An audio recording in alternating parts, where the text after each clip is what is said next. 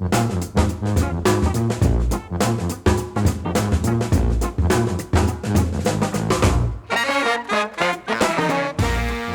everyone, to What's Working. Thank you so much for joining us for yet another show. My name is Cam Marston, and the focus of What's Working, if you're new, is workplace, workforce, and marketplace trends. Our goal is always to find people who can explain the workplace, the workforce, and/or the marketplace trends in such a way that you and I can understand them and apply them and utilize them to our benefit. Some of the trends we talk about, as we will today, are why you would pay for something that's so available for nearly free. And I'll get into that in a moment.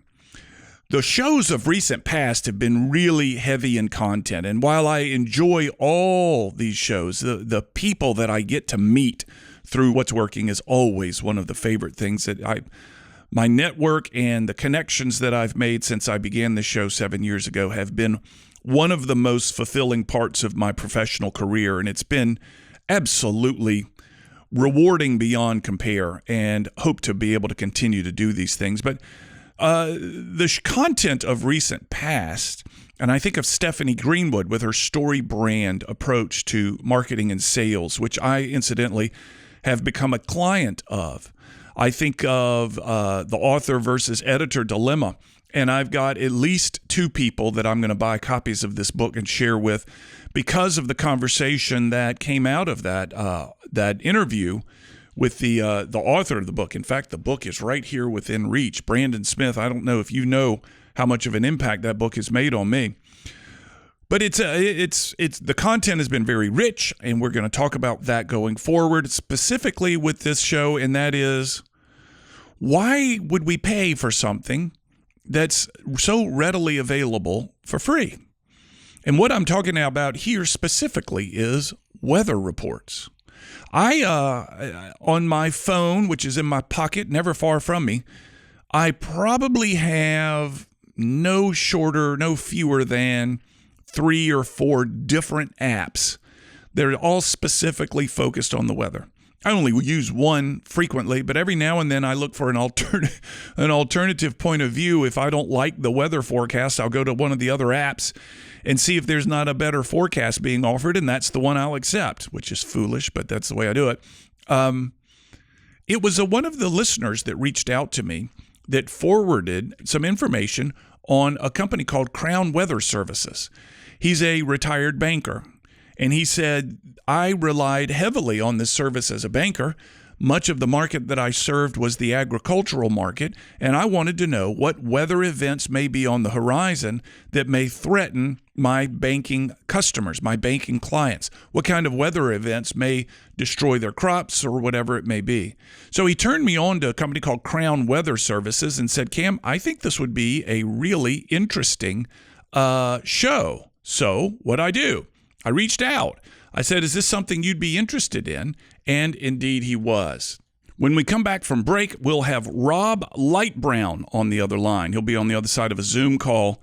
Rob is a weather forecaster. He's going to tell us a story about being absolutely smitten with weather forecasts since he was a child, and he offers a subscription-based weather service. And it comes weekly in a very detailed email explaining the upcoming weather environment. Now, I recognize that all listeners to this show aren't on the Gulf Coast, but if you are on the Gulf Coast, you likely hear these weather forecasts, or these rather hurricane forecasts, hurricane predictions, and Rob sounds pretty doggone confident that we're going to have a very active season. And as evidenced by the fact that we've already had one major hurricane very early in the season that went ashore, I think in South Texas. He says they're coming, and early August is when things will start to get interesting. Anyway, we're going to hear about a private subscription-based weather service, where it came from, and what it could mean for you. You're listening to What's Working. I'm Cam Marston. Thanks again for listening. When we come back from break, Rob Lightbrown and I talk about his Crown Weather Service.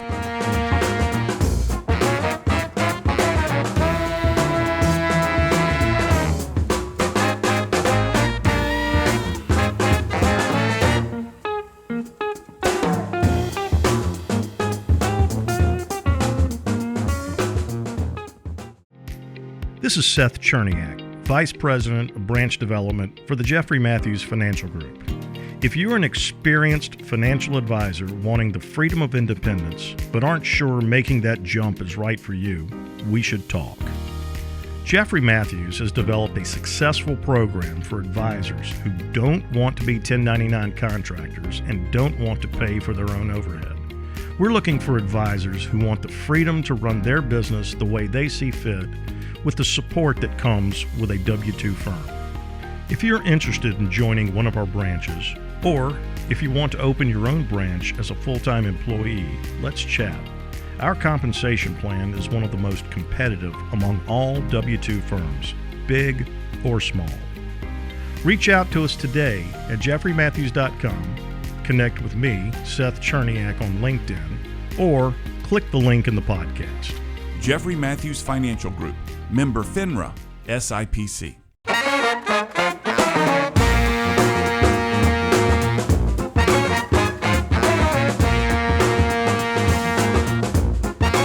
We're back. You're listening to What's Working. I'm Cam Marston. Again, thank you for joining us on today's show. I have on the other side of a Zoom call with me a gentleman, Rob Lightbrown.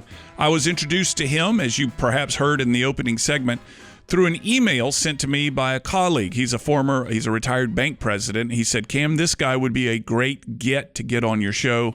His weather predictions are the best out there. And that means something in a world where each of us has access to at least a dozen free weather predictors on our phone, our computer, whatever it may be. So I was curious. Rob Lightbrown, thank you so much for your time. Welcome to What's Working.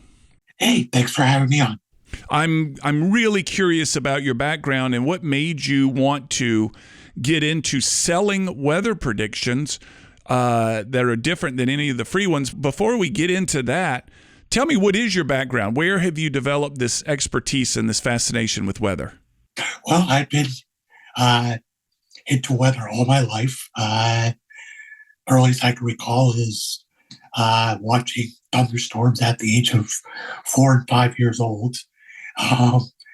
And I was the one in front of the classroom in school giving the weather forecast every day in front of my class.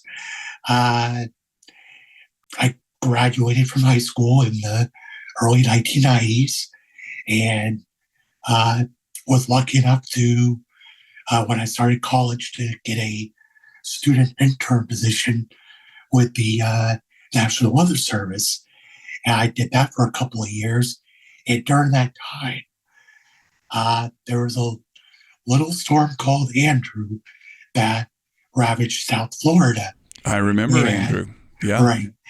And the morning that Andrew made landfall, I actually fielded a phone call from a person in the local area, and she had a relative in the area, and she was totally freaked out, wondering how bad it was in her area. And I was like, okay, where does she live? She's like, oh, north of Fort Lauderdale, but the news made it sound like all of South Florida was wiped off the map. And I told her, it's like, well, it looks like Fort Lauderdale. Basically, we're on the fringes of the hurricane. Her relatives should be okay, and I wouldn't worry too much.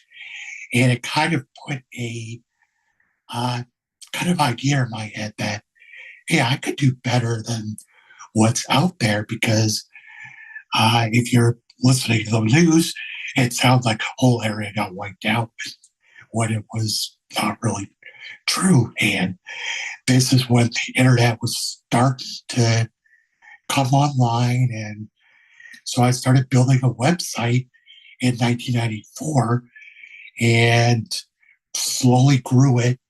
And during the 95 hurricane season, which was really, really busy, I started getting visitors. And one thing that made my line of work different was that I would answer one-on-one questions on how a tropical system would affect them personally. And that grew over the next 20 years. And by about 2013, I wasn't happy what I was doing in my full-time job, which was actually in finance and accounting. And I just said, the heck with it. And I just quit my full-time job and with the help of my web designer, turned Crown Weather into a full-time gig. Let's talk a little bit about what you offer your clients. So what I have here is an email that was forwarded to me by the bank president or the retired president. And what it is a extraordinarily detailed overview. At the time, what was important was Hurricane Beryl, which, as we're talking now, has kind of blown itself out and moving up through the Louisiana, et cetera. But it's a very detailed weather prediction, and you offer this weekly. Is that right? On what's going on, not just in the tropics, but across the nation. And right now, the tropics has our attention due to the hurricane. Is that correct? Actually, it's daily. It's a daily. I didn't know that. It's a daily weather update. Right. And what in it? I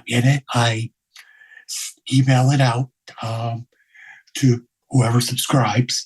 And in it, I describe what's going on currently. Even if there's nothing going on currently, I try to look ahead in time. If there's anything that might potentially develop later on down the line, whether it's a week ahead or even 2 or 3 weeks ahead, to give the customer an idea, a heads up to say, hey, things are quiet now, but I might want to look out a couple of weeks out ahead of time. And it also gives clients an idea of, hey, maybe I should start putting my preparations in place in case things do start getting really active. Yeah. So I'm on the Gulf Coast in the tropics, and the storms in the tropics are always of interest to us. Are you able to predict with accuracy, much like you can predict where a hurricane's going to go, any of the great blizzards that hit the upper Midwest, any of the tornadoes or the storms that spawn the tornadoes? Is that also a part of your expertise, or is it just hurricanes, tropics areas? Mainly tropics and hurricanes. That's kind of my specialty. I do try to cover and update on tornadoes, severe weather, winter storms during the off season, or the hurricane season, off season. Right. But that realm is more of a generalized look, kind of like there might be severe weather in the southern plains in a couple of days, or a big winter storm might come across the country. You might want to look out. One thing I do during the off season is I try to specialize on the southern United States on winter weather that might be of interest and concern to the southern U.S. because obviously a few inches of snow in the south is a big deal. It is a big deal. Yes, it is a big obviously. deal. And a big freeze in the deep south is a huge deal. So I try to take note of that. Yeah. To warn as much as I can in advance. Yeah, I want to hear you talk a little bit about when we come back from break, a little bit about the severity of the hurricane season this year, and the fact that we have already seen a Category 5 in the Gulf means something for those of us that live within proximity of the Gulf, and exactly what the measurement tools you use are that helps you create that prediction. I can't help but wonder, have you launched a secret satellite of your own that is orbiting the Earth right now that's gathering information that the National Weather Service has never even considered doing or NOAA is doing. And it would be interesting when we come back to hear what the inputs are that you utilize to help you make these forecasts and whether these inputs are available to all of us or they're subscriber only, government official only, or something like that. Anyway, very interesting. The one thing everyone who's listening to this show has in common is the weather and the weather, their reaction to the weather. And as I'm sitting here today, it's blazing hot in our studio location of Mobile, Alabama. When we come back from break, we'll continue this conversation. I'm on a Zoom call right now. My guest is Rob Lightbrown. He's with Crown Weather Services. He runs Crown Weather Services, which is a private subscription-based weather service. We'll be right back.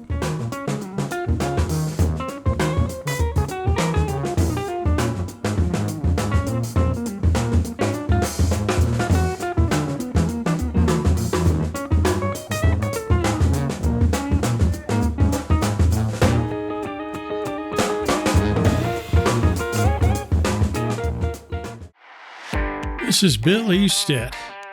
I perfected my baking recipe behind my live music stage at my little restaurant in Fairhope, Alabama. We have custom-made smokers and small batch bacon made just for you. So if you're looking for the best bacon in America that has been cured, smoked, and even serenaded by songwriters, you definitely need to try Billy's Small Batch Bacon. www.billysbacon.com.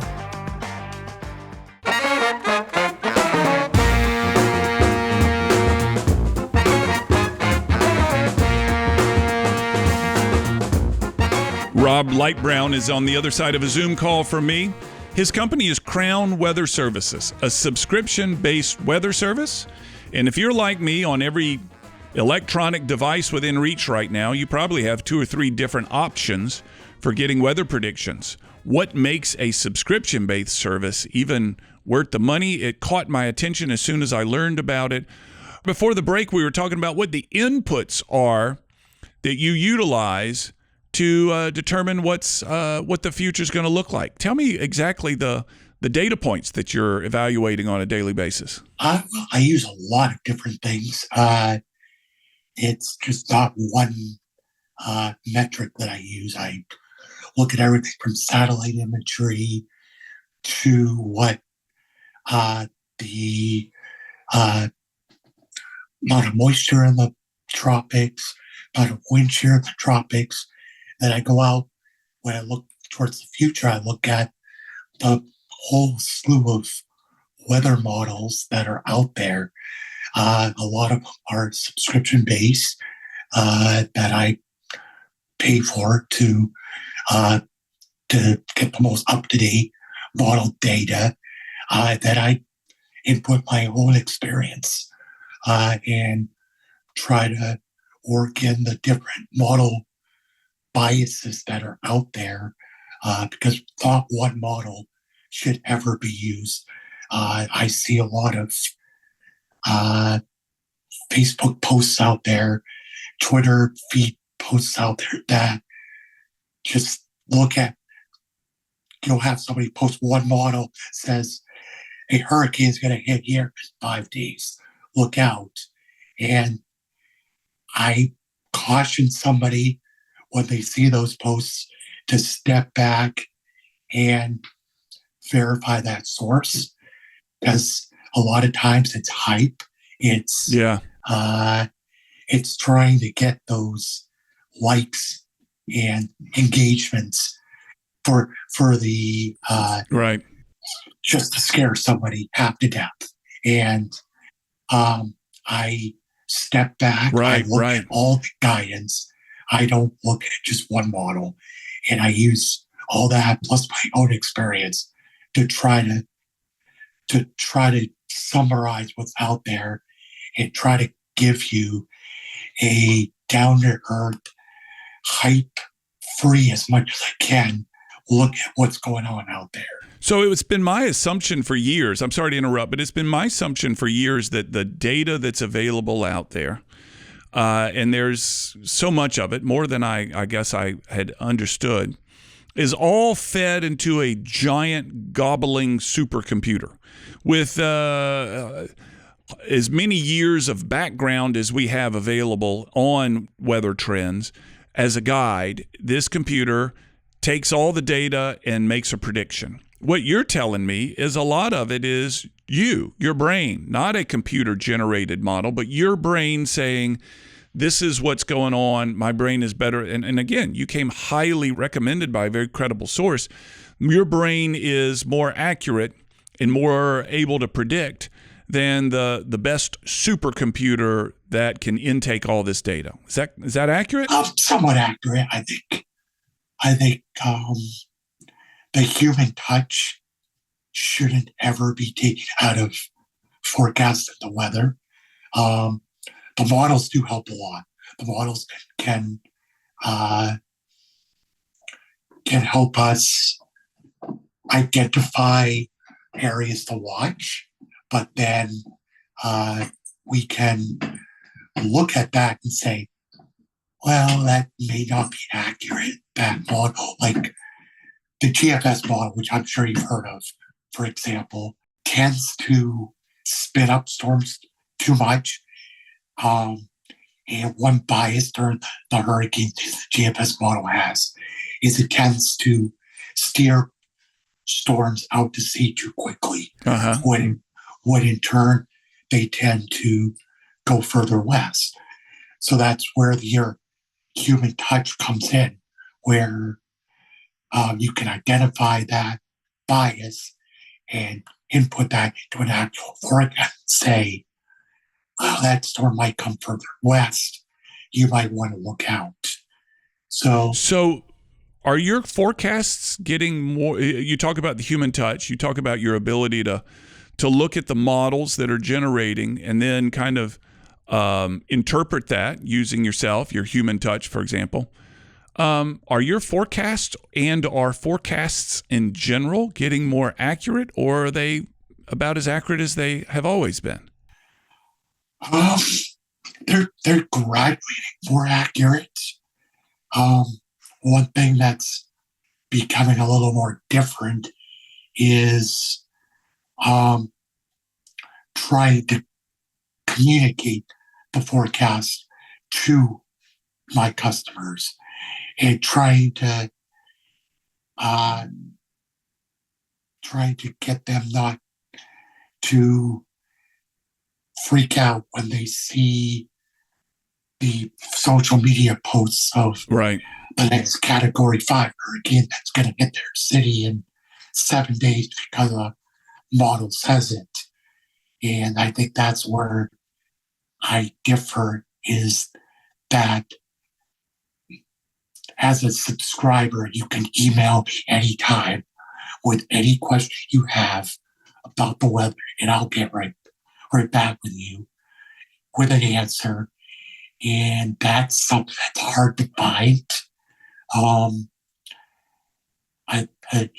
There are other subscription services out there, but where they differ, it's that you can see their forecast, but they may not answer any questions you might have.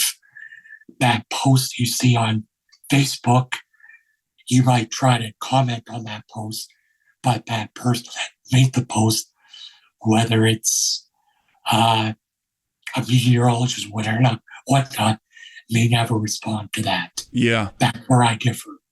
So you're one of the things you're able to do is react to each of your clients who may reach out to you with a very specific question about a very specific date, a very specific part of the country, very narrow questions that you're able to help them out on. Is that correct?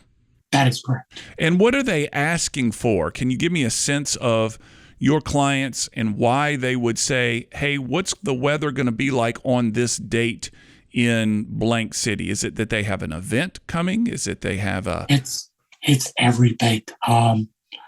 It could be something as important as a sailing cruise that they're about to embark on. Oh, I see. I deal with quite a bit of that this time of year, where they'll email me and say, hey, I have a cruise that I'm chartering from Miami into the Bahamas, what's it look like? Yeah. What do the winds and the seas look like? Should I postpone the trip, or am I good to go? Or something like, I have a cruise planned in the Caribbean on one of the big liners. What should I expect during storms?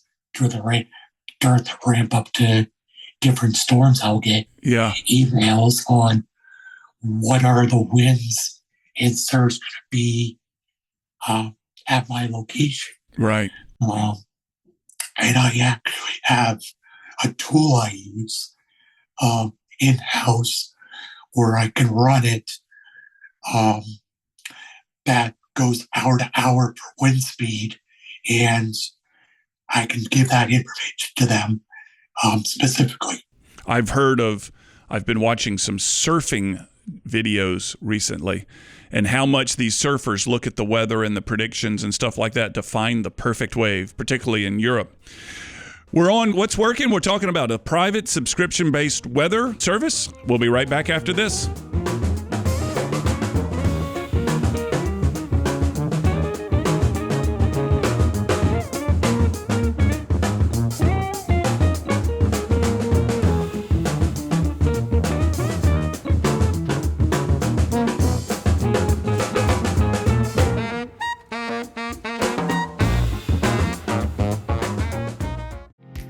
This is Seth Cherniak, Vice President of Branch Development for the Jeffrey Matthews Financial Group.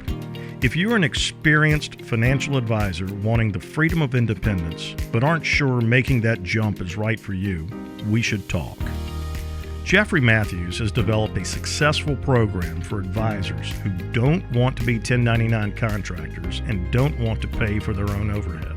We're looking for advisors who want the freedom to run their business the way they see fit, with the support that comes with a W-2 firm. If you're interested in joining one of our branches, or if you want to open your own branch as a full-time employee, let's chat. Our compensation plan is one of the most competitive among all W-2 firms, big or small.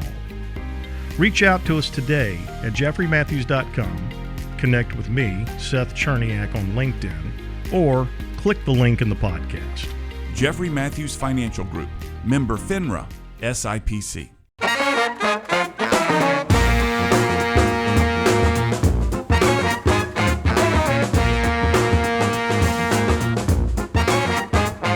Rob Lightbrown is on the other side of a Zoom call from me. He runs Crown Weather Services.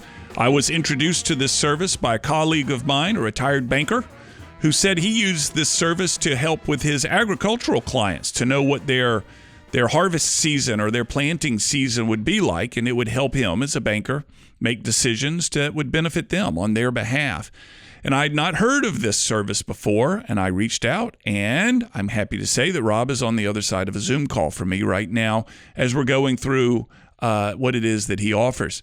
I'm curious, Rob, if there was a piece of information that you had access to that would make your predictions even 10 times better than what they are today, some notable factor greater, what is that piece of information? What's missing for you that would help you become better at what it is that you do? I'd say that there's an overwhelming lack of weather data available across the ocean, not just the Atlantic, but all around the world. And that affects the data that goes into the weather models and trying to figure out what's actually going on out there across the ocean. If we had a lot more buoys and ship reports and weather balloon releases out in the ocean, I think it would make the forecasts 100 times better out. No kidding. That much better. Yes. So some private enterprise out there is listening going, all right, all we need to do is put 100 buoys out in the middle of the Atlantic and we got us Rob's going to subscribe to our information. But that can't be easy. The ocean's deep out there, and putting those buoys has got to be difficult. But yeah, it's interesting to me that you think it would be that much better with more information in the middle of the ocean. Yeah, and also on land,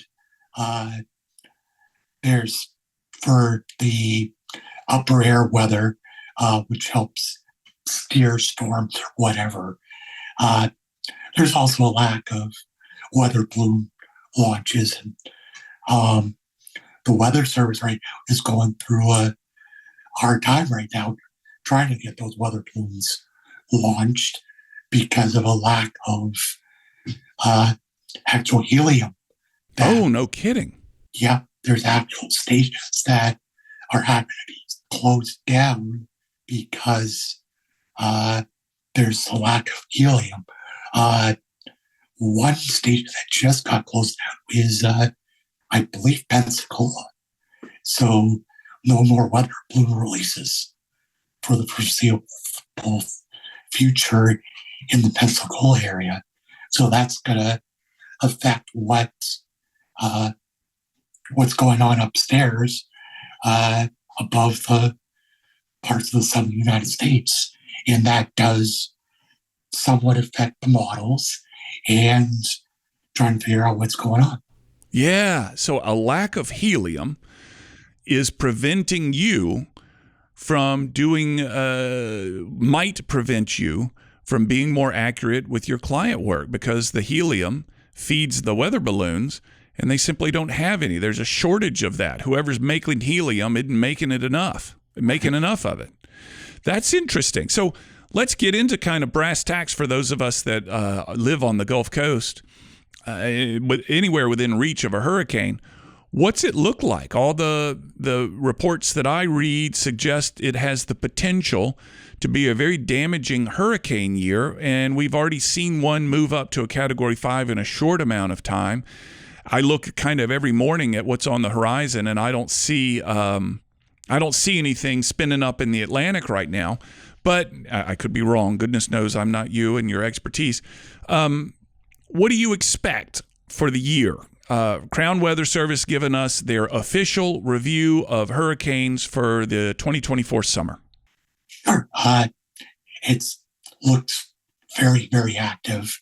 Back in March, I released a hurricane season forecast for the clients. And then I went 25 named storms, 12 hurricanes, 6 major hurricanes. That hasn't changed. Now, define major. Major is Category 3 and above? Yes. Okay. Category 3 and above. The reason why I'm expecting such a busy season is a number of factors, including what's popularly called La Nina.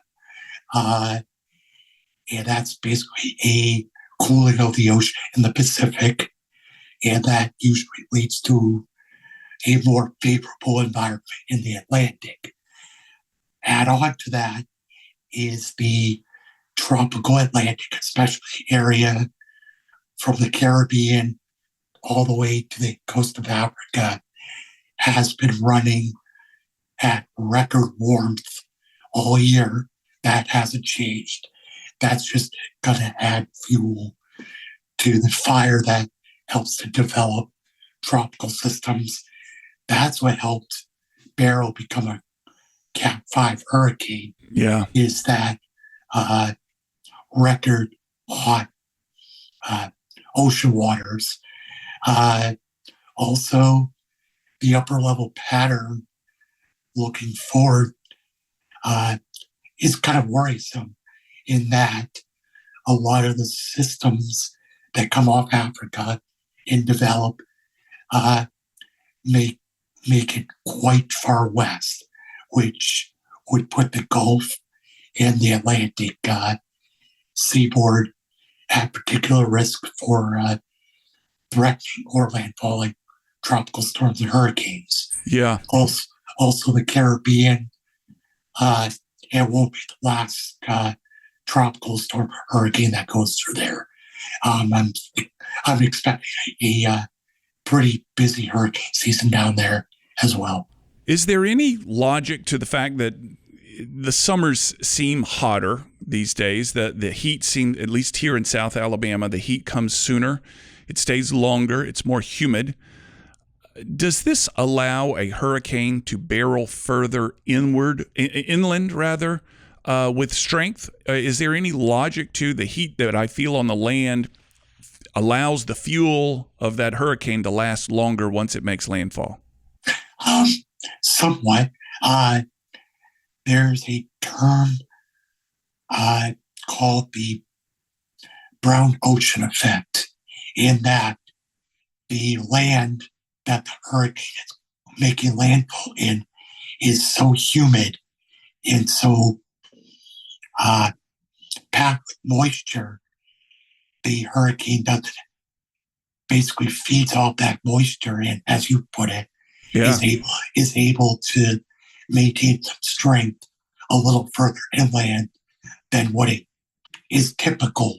So it takes a little longer for it to wind down. Right. And also, if a hurricane is actually strengthening when it's coming inland, it actually takes a little bit to wind down and makes it more ferocious than what would be typical.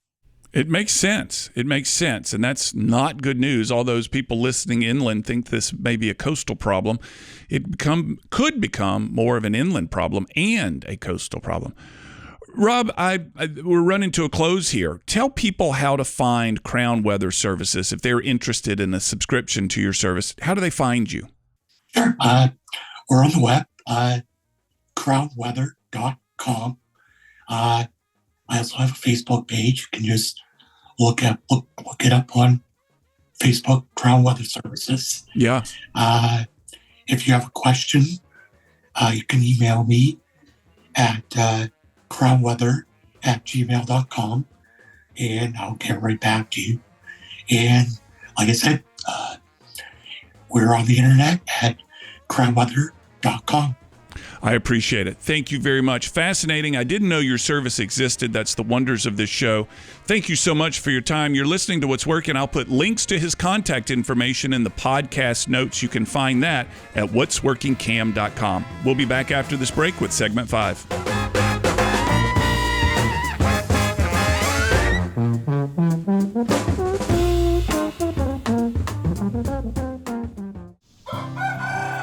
I'm Joey Mason. For 4 years, my goal has been to produce the best farm-to-table products I'd ever eaten. I've done just that at our on-site USDA facility in Grand Bay, Alabama, allowing us to ship directly to your door. This is true farm-to-table. Visit us at masonhillsfarm.com to see all that we have to offer.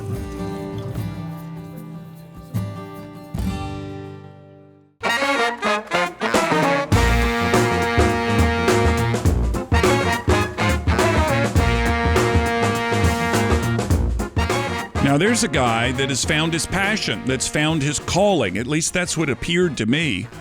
Rob Lightbrown knows what he's doing, knows what he wants to do, and spends his days doing it. So during the break just now, during the commercial, I went to his website. It's called crownweather.com. I had been there before, but I'm looking at it with a renewed interest now. And for $90 a year, you can have your personal weatherman. Essentially, you get the access to his service, and then you can email him and say, hey, I've got a picnic planned for Saturday afternoon. I don't know this is reasonable, but I've got a picnic planned for Saturday afternoon. I'm going to be having it at the beach, in the mountains, along the coast, whatever. Should I plan to bring an umbrella? Should I plan not to go? Or is this going to be the best picnic in the world? And he will respond to you. And I think, I have to admit, that's pretty doggone cool. You would think with all the more, and this is a trend now, you know the show, if you're a fan, Workplace, Workforce, Marketplace Trends. This is a trend. As we get more sophisticated with business, as the technology continues to creep in and do so many more things, and we've talked many times on this show about ChatGPT,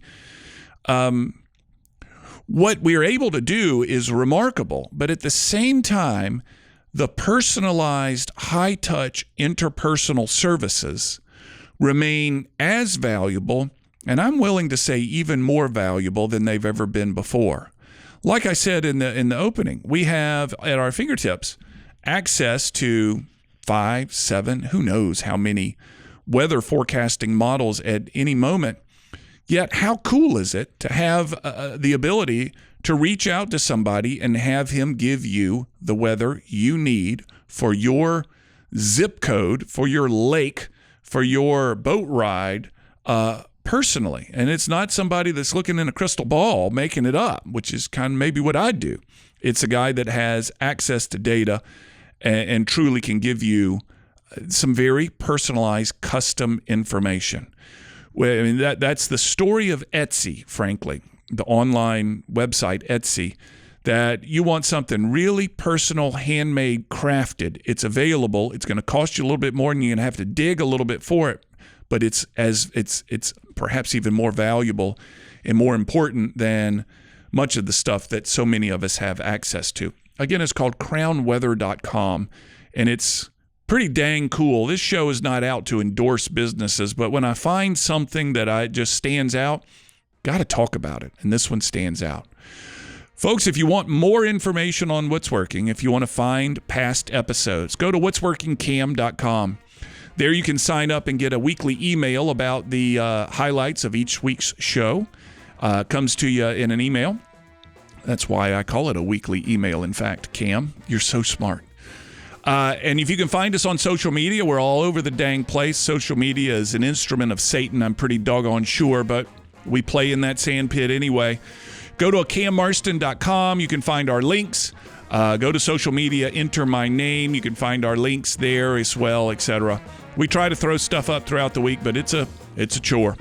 Anyway, you're listening to What's Working. I'm Cam Marston. We'll have another show next week. Have a good week, everybody.